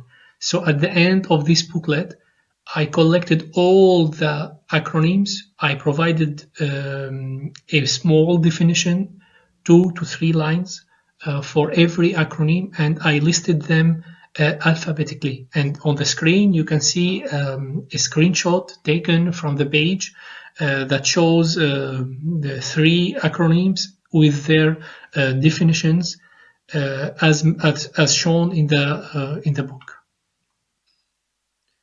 Finally, the third criterion is the focus on the pedagogical method. Here you can see that the objective is to prepare the exam. So in the first 2 pages of the booklet, I explain with a small graphical algorithm how students should read the chapters. And there is this algorithm that tells the students, if you don't get 90% of the answers correct, go back and try to answer the questions once more or read the chapter again. So students who are using this booklet, they know exactly what they have to do. Additionally, I added a lot of photos that is like with attractive colors and that address really complicated problems. Here, the example shows the different cellular family and the relationship between these families and the 5 generations of the cellular network. This is very hot and difficult topic to address for the students. So with this image, they can easily track or follow the families and the relationship between each family members and the 5 generations of the 5 generations of the cellular network. I hope you find this small presentation interesting, and I'm telling you this is only but the beginning. Currently, I'm working on another document on the intelligence artificial and the datacom courses. Here down you can see my email address. So if you like to provide a feedback on the work, or if you like to follow the works I'm working on, feel free to send me an email, and I will be happy to answer all your questions and provide you with updates on the materials I am developing. Thank you. Thank you very much, Professor Michel Bakni, for your great contribution to our Teacher Summit. So, ladies and gentlemen, distinguished guests, this concludes the presentations of our distinguished professors. We will soon continue with an instructors panel in our Teacher Summit. But as the stage is being set, I would like to provide a little bit more information about myself. In addition to being an MC, I'm also a sports announcer, actually the first and only Turkish sports announcer in the history of Olympic and Paralympic Games. I was the voice of basketball in London 2012, Rio 2016, and Tokyo 2020. So why don't we take a moment, as this is a great opportunity to networking. May I kindly ask you to stand up all together, as you have been sitting for about more than an hour. So please introduce and meet with the person to your right, to your left. May you please kindly stand up, ladies and gentlemen, and please take a moment to meet with the person to your right, to your left, the person behind you or in front of you. So please shake hands and introduce yourself, please. I'm sure most of you have already known each other, but I think this summit also presents a great opportunity to get to know each other more. Excellent. This is the Huawei ICT Competition Europe 2023-24 Teachers Summit. And this is the time of networking for a minute and a half. So, ladies and gentlemen, thank you very much. Please take your seats as we are going to continue with the last session of this Teachers Summit. So we have the instructor panel. Ladies and gentlemen, thank you very much. Please kindly take your seats. And now, this session will be led by Ms. Pallavi Malhotra from Huawei. First and foremost, I would like to invite Ms. Pallavi, our moderator. Please give a big hand for Ms. Malhotra. And now I would like to invite our esteemed speakers to take their seats here on the stage. Please welcome Professor Pedro Juan Roig once again to the stage. Professor. Professor Yunus Özen. Değerli hocam buyurun. Professor Adelmo de Santis. Please give a bigger hand. Professor Merve Yıldırım. Hi, how are you? Professor Konstantinos Fuskas. Oh, okay, we have the name over there. And Professor Piotr Ziverzhekowski.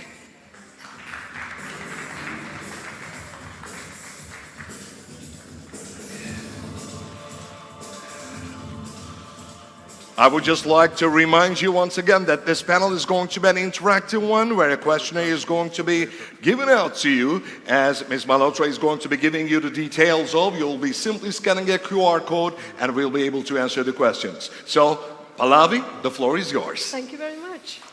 Welcome to our expert panel. Thank you very much for agreeing to be interrogated possibly by myself and the audience as well.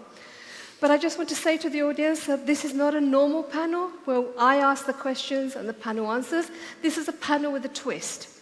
So basically, I'm going to ask a question per professor here. And then the professors have given me a bank of questions which they're going to ask you. And you need to answer. But it's okay, don't worry, don't run out yet, because what we're going to do is there's going to be a QR code later on after this session, and then you can go onto the QR code. And then later on, when we do go to that point, I'm going to ask our expert panel to mingle with the group. And we want to form natural groups. So when you form the natural groups, just wherever you're sitting, small groups. And then I would like our expert panel to go and mingle around.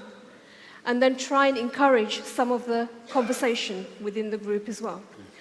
So, okay, so let's start with the questions for our panel. Very first question to Professor Roig.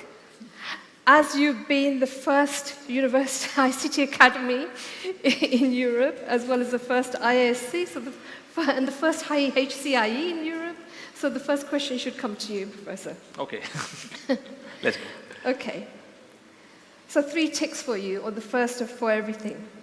So you have also recently integrated Huawei courses into the EU Micro-Credentials program. And now this is an EU initiative, which all universities can actually tap into, can't they?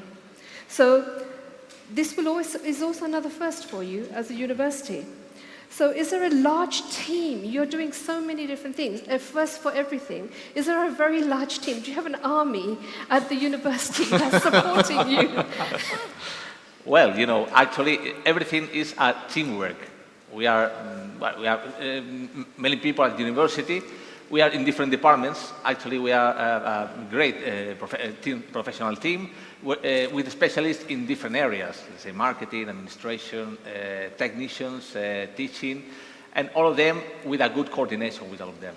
So these are the main pillars for the successful operation and management of the ISC in Alicante. So the point is that basically the teamwork is everything to be the first or to be successful, basically.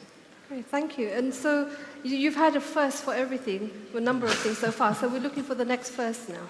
So after the EU micro-credentials integration into your programs, please, next time you're here, we want to hear the next first that you have. Well, we will see. I'll tell you later on. No?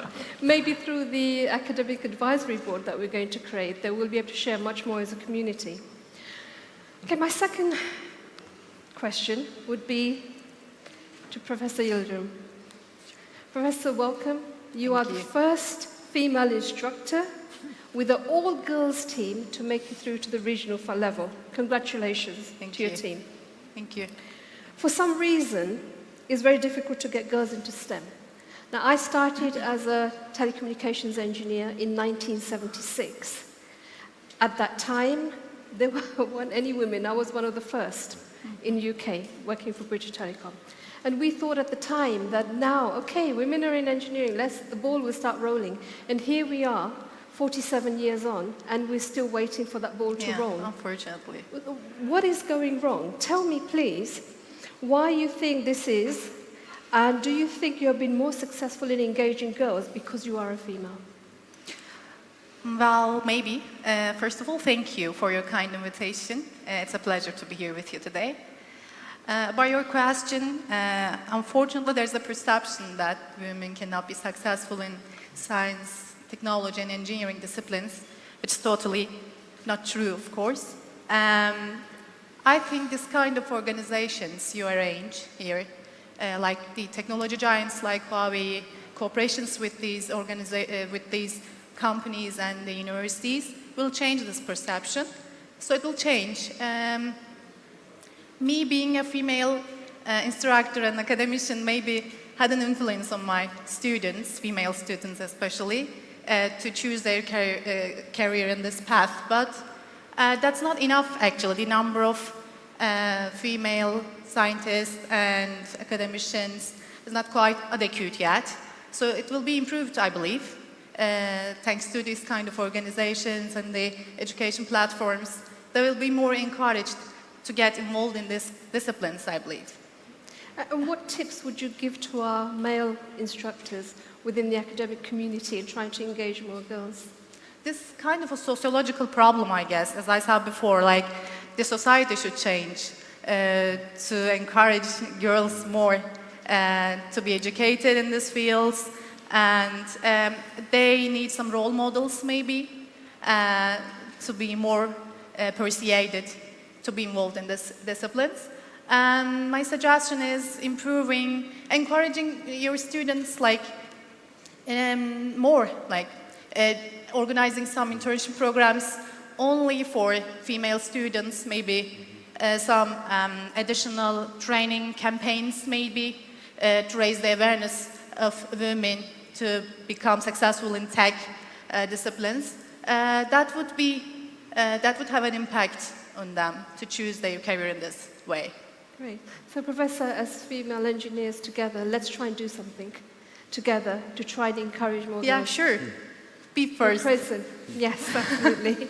Thank you. Thank you.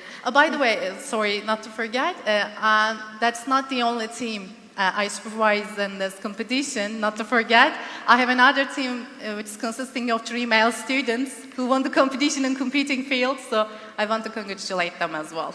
Absolutely. Congratulations to both of your teams. And congratulations to you for getting your teams through. Thank you very much. Thank you. So now, Professor Zarakowski, this is the first time. We only met very recently, and I found out some very, very interesting information on what you do within the university. So in 2016, Europe started to participate in the ICT competition. However, this is the first time since we started that one single university has had 7 team entries.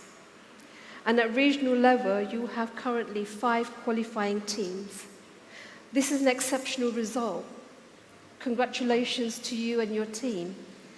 So we really want to know the secret. So we have spoken before, and you've shared with me details of additional learning resources developed, by the university, by yourself, and for students, and these are developed in Polish. Yes, yes. And based on and they're based on the Huawei technologies. And also, it was quite interesting to hear about your unique delivery approach using summer camps. Please share your secret with our audience. So thank you very much, first of all, for the invitation. And you know, it looks that we do something special, but you know that our goal are our students. So we have lucky to find that very good teams which were motivated and actually interested in the subject. So it is the reason why we have our 5 teams here. But the process of preparation in our case was in 2023 divided into 2 stages. We prepared special dedicated summer camp for the students, which were initially selected by us during the classes. We proposed the students, we invite them to take part in that workshop. And then we prepare 3 months cycle of preparation for certification. Actually, we have in each month, in the first week, we have the course for preparation for the certification. Third and the second was dedicated for students' own job. And then finally, the third week was dedicated for certification exam. So finally, in December, we have more than 20 students which have at least 1 and many of them 2 certification of the A and P levels. But during the summer camps, because this is not only once, in the previous years we also organized such camps, we collect the exercises, and based on the exercises we, with Professor Paweł Pirosz, prepared a book, which is the set of the exercises based on the Huawei equipment, of course. And this set of the exercises is used by our students. It is completely new. I think in a few days it will be published. So I hope that in the next months we also are working for the next one, because this one is dedicated to layer 2 technologies, and we are going to prepare also one which will be dedicated to layer 3+. So mainly Ethernet currently, and the next we are expect to have also the book dedicated for IP and around IP mechanism and protocols. So I hope that maybe in the future we also offer them in English, but most of our students are studying Polish, so we decided to prepare a book at first in Polish. Nevertheless, we have, of course, that English track from BSc up to PhD levels, but the number of the students participating in the track is, I think, 10, maybe 20% of the students which are on ICT, dedicated subject or courses, so I think we should start from Polish, so we start from Polish. No, that's fantastic. It's been interesting to hear during the presentations how individually professors are creating lots of resources and additional material underpinning knowledge to support the students' learning. But we're doing this, you know, on our own without anybody really knowing, unless we could share in a forum like this. I think maybe, and I don't know how the panel feel, that maybe creating the European Academic Advisory Board will bring the community together. And as a family, we've heard the word family many times today during the presentations. Do you think this will help? We could bring everybody together and we'll be able to share much more openly. That will definitely help. Yes. So I would like the audience just to have a think about that, please. If you think this Academic Advisory Board is going to be something that's going to be of benefit to our Europe region. Thank you, Professor. But there's also something else I wanted to ask you. Because you have a special way, what you actually deliver during your summer camps, it's not just a normal summer camp. No, they have form of the workshop. Actually, we start from definition of the problem, then we present examples also on the whiteboard and in the form of the exercises.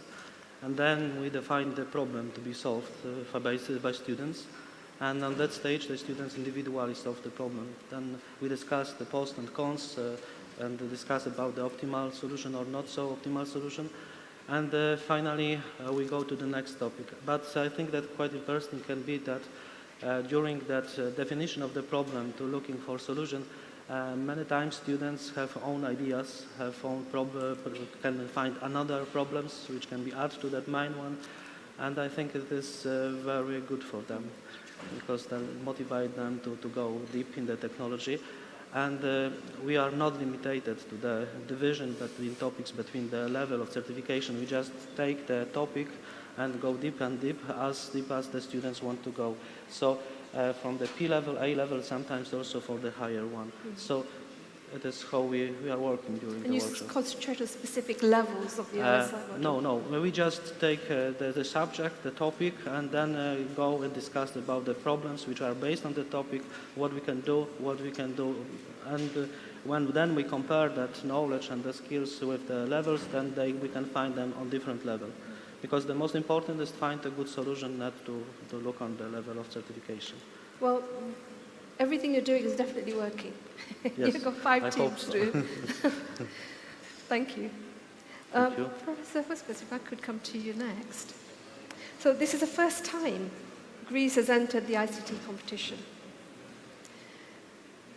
Welcome to you and your team and to Greece.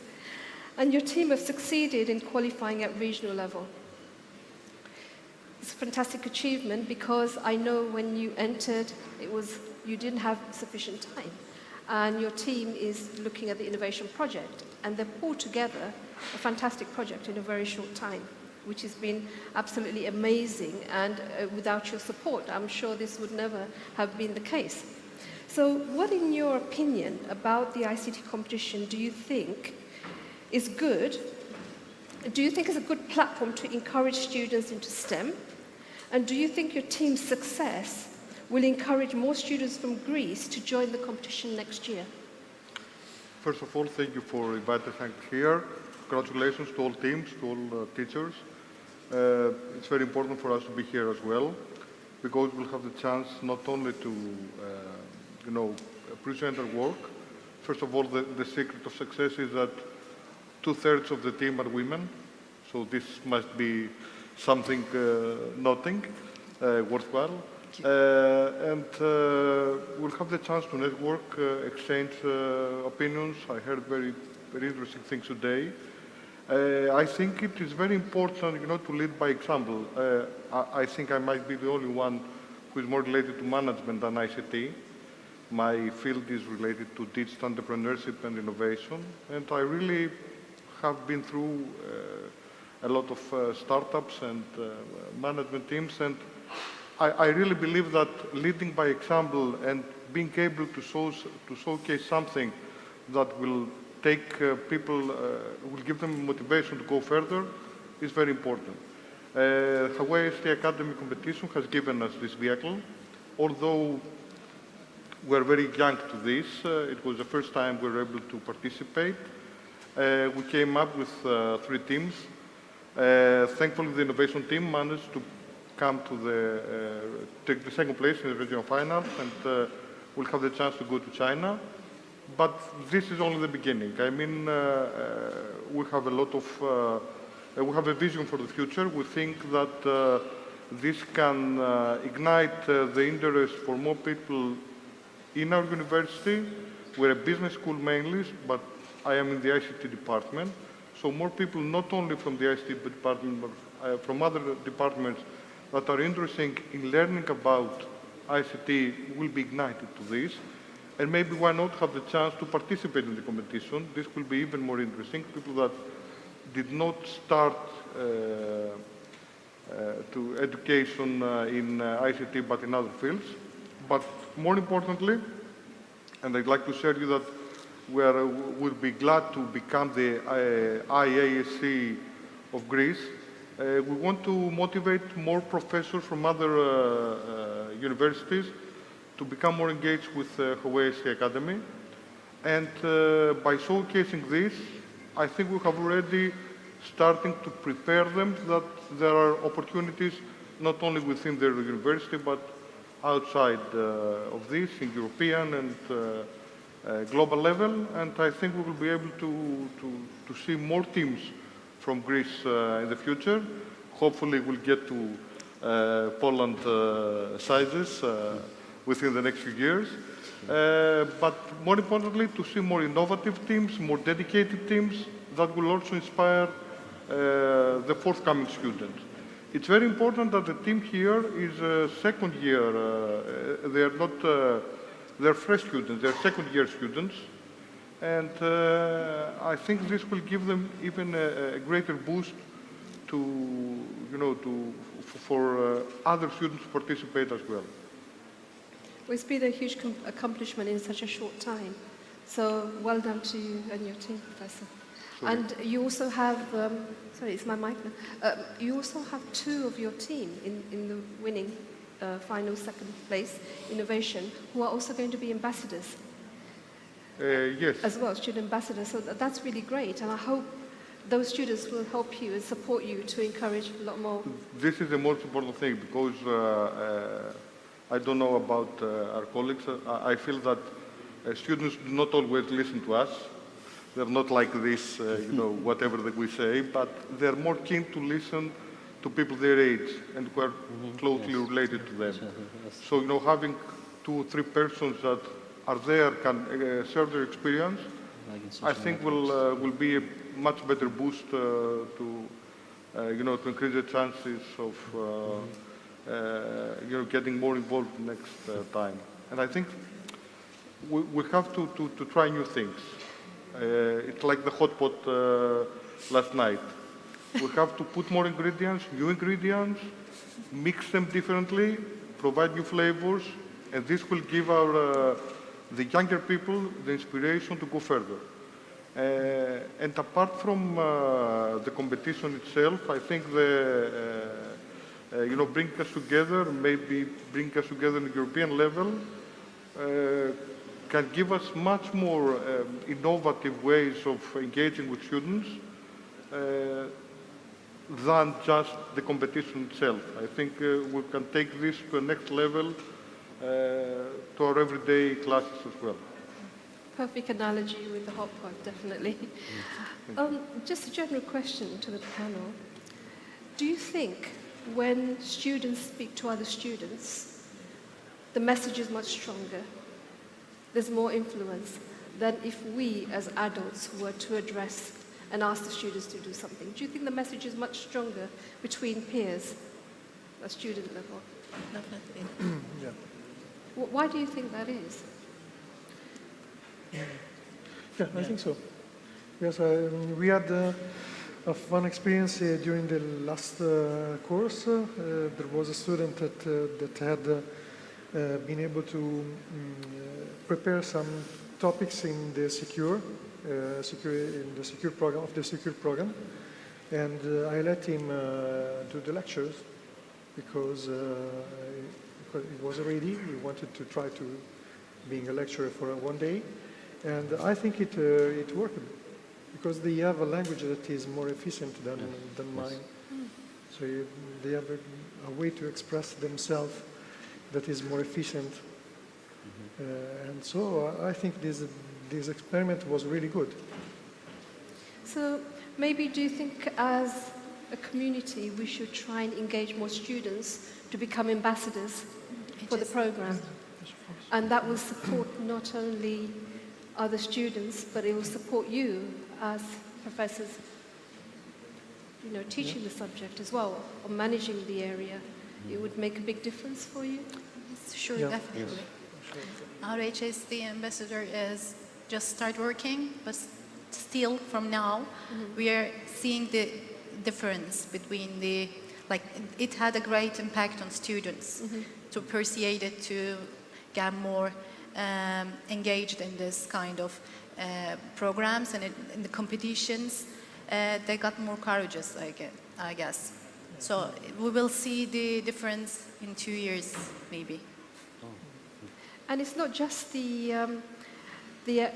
support aspect of it. The ambassadors themselves can gain much more. It's the experience that they gain in working and representing Huawei. They get a certification to show that they are an ambassador. When we hold events, you know, we could have them on the panel as well and give their views as a student as well. And it will make them feel more part of it. And if they feel part of it and they become stakeholders almost, then we're going to get much of a better result, would you say? Yes. Good. Then I think the message really to everyone is Let's look for more student ambassadors for every country within Europe. So, Professor Ozan, I'd like to come to you next. Thank you for sharing some great case studies with us during your presentation. Your level of engagement and communication, support, and dedication to your student is quite commendable. And using social media, or you're available to students almost 24/7. Professor, do you actually get any sleep, is what I'm wondering. And how long have you supported your students in this way? And do you think this level of support is possible for all teachers? What are your top tips for, I know you did say during your presentation that the students almost take over, but what are your tips for our academic community in getting something like this started? First of all, the host announced you as the moderator. I was afraid of that he will call mother to you. You know, in Turkey we call you mother. You said we are family here. Of course, I'm the mother, yes. And luckily, in this panel, I'm sitting next to the Greece colleague here. You know, we are neighbors as well in this geography. I'm happy to see him here, between Merve and me. Very happy to be here as well. Yeah. In our university, I shared the experience in my presentation that putting the students, the management of the system here, everything, taking their voices, it's really important, you mentioned here.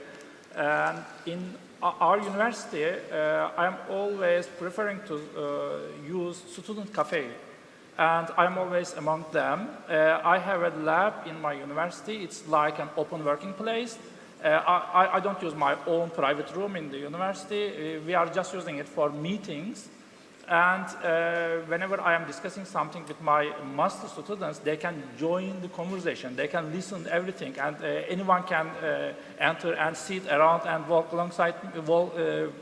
alongside me. And then they have the motivation to join the system. Now we have groups, we have mini groups to spread the word, the competitions, the courses, everything, and they are helping each other. They are doing it individually. I am not managing it. I am part of that community, student community. In R&D, they are running a student developer program, HSD. You know, we have student ambassadors, some of the schools. I have one. We are one of the first one running that HSD community in our university. I know all of the members of that community. You know, in universities, university administration supports them, student clubs. They are official student club in our university, and I am the advisor of that group.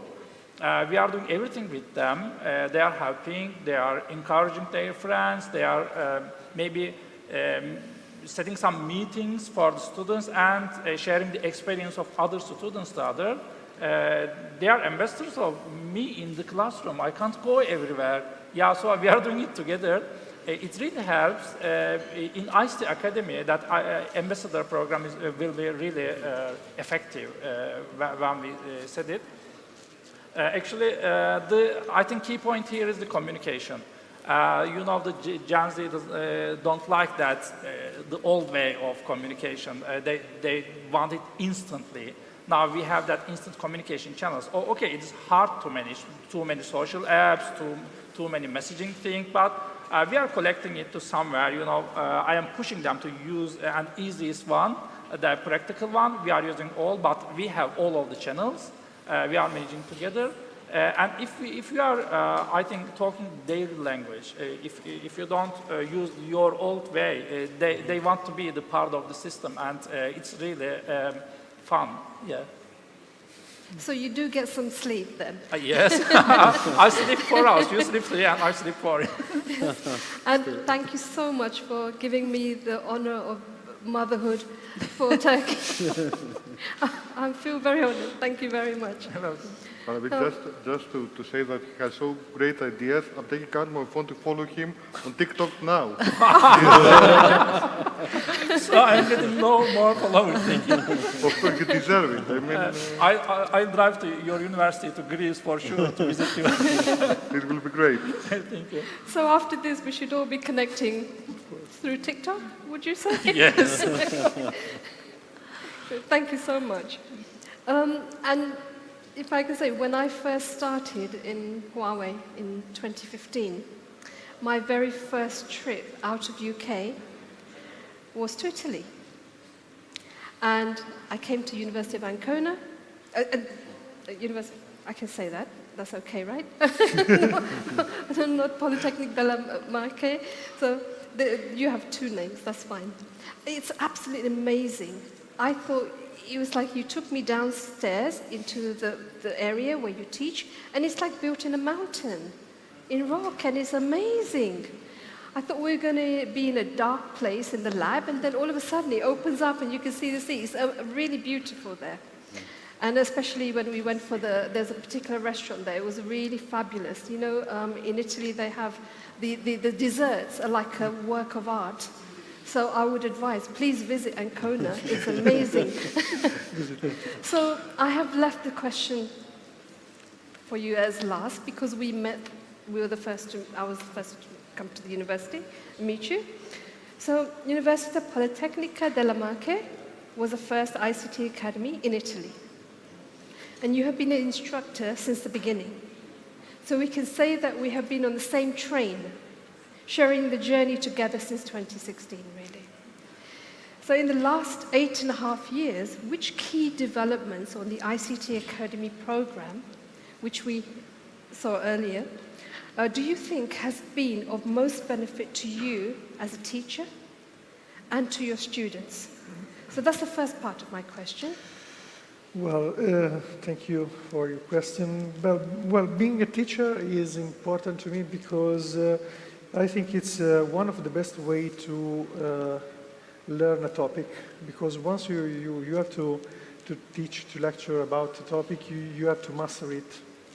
And even if you spend a lot of hours doing simulation and studying and so on, I think you will never able to answer all the questions the students can put to you, because the students are many, you are alone. And so I think that being a teacher is a good way to improve also your knowledge, because sometimes I feel I have students that put me a question I don't know how to answer. So, okay, I will answer you tomorrow. Let's go reading RFC, and let's go reading some other training material in order to answer it. So I think it's a win-win situation in which I gain knowledge and I'm able to put my knowledge also to the students. So I think this is one of the most important aspects. Then during these 8 years, there have been a lot of evolution also in the training material. I remember the first set of slides of the version 2.2 that need a lot of revision. Now we had a training material that is almost perfect. So there has been a lot of nice evolution. We have a lot of videos and training aids we can use. And I must admit that from this summit, I realized that I'm not using all the resources I could use on the Huawei portal. So I promise I will increase the use of these facilities, because I think they will make my life easier. So I think these aspects have been most important in these 8 years. Well, your presentation was very impressive, and you gave some real-life example and so many different cases of students going into the job market after doing Huawei certification training and exams. It's quite a success rate to get that many students into work in the local community, in the local businesses, industry in Ancona. So, Professor, from what we have on the Academy Talent Platform and the program, which elements of the program do you think are most useful when preparing students for the real world? Well, I think that the last release of the Datacom training material is really good for preparing students for real job, because WLAN and SDN and FV were inserted. And so I think these are the key points of a professionist that is going to develop his knowledge on the job market. So I think that everything that fits inside the Datacom keyword and program is really tailored for the job market and is perfect this way because there are all the elements that business require to professionals. So we use every day, we use WLAN, so it's important to have WLAN inserted in the basic course because we rely on WLAN as well as we rely on network function virtualization or SDN. So I think that Huawei did a very good job with the Datacom certification in order to prepare students for the job market. Right. Thank you very much. Thank you. Thank you. I said this was a panel with a twist. Okay, so we're going to have you've heard of speed dating, right? So we're going to have a type of a speed dating session now. And we're going to be putting up some questions on the board. We would like you to use the QR code to log into the app and answer some of those questions. Now, they're multiple choice questions. I know we're coming to the end of our time. We also had an open question we'd like to put to you. I'm being told that we are running out of time, so we will ask our professor to... Now, these questions have not come from me. They've come from our expert panel, okay? So I'm not going to say who asked which question, but if you could answer, it would be good to get your feedback and know what your opinions are as well. So if I could ask you, our expert panel, to please not go back to your seats. Now, we've not rehearsed this, so it could go horribly wrong, you know? So let's hope it doesn't go horribly wrong. But what I would like you to do is just mix with the rest of the audience and trying to engage some kind of conversation. So to answer some of these questions. And then I would like somebody from one group to actually log into the QR code and type in the answers. Would that be okay? May I ask you to join the audience and join the rest of the community and trying to... They're not going to get away because, you know, we're not going to allow you to leave until you participated. So the hard work is done on this side. Now it has to come from our academic community. Would you agree? Yeah, sure. It's not fair, right? They should just sit there? Yeah, that's great. No, exactly. Yeah. Please. Let's lock the door, to be sure. Yeah. So please feel free to join any group, any natural group, that's fine. Thank you very much. Okay, so this is going to be like speed dating, so I want you to do it really, really fast because we are running out of time. Now, this is the first question. Please use your mobile phones, use the QR code, log into the app, and answer these questions. And we'll see in real time. Oh, we've already started. You're faster than... Okay. Right, so what do you think Huawei ICT competition experience contributes to students?